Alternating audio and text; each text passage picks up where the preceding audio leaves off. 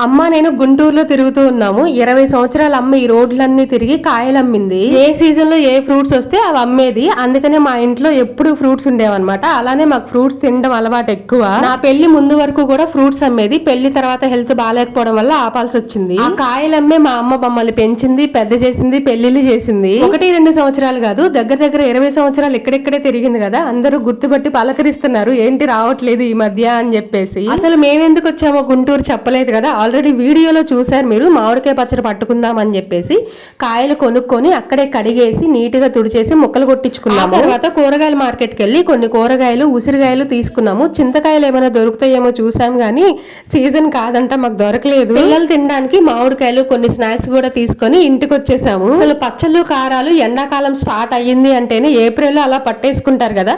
మేము జూన్ వచ్చిన తర్వాత స్టార్ట్ చేసాము. ఇంటికి వచ్చిన తర్వాత మా అమ్మని ఏందమ్మా ఈ రోజు పాత ఫ్రెండ్స్ అందరినీ కలిసావా అని ఎగతాలు చేస్తుంటే నవ్వుతుంది. మామిడికాయ పచ్చడి పట్టేసాము. నెక్స్ట్ వీడియోలో షేర్ చేస్తాం. మన వీడియోస్ నచ్చితే లైక్ చేయొచ్చు కదా మీరు.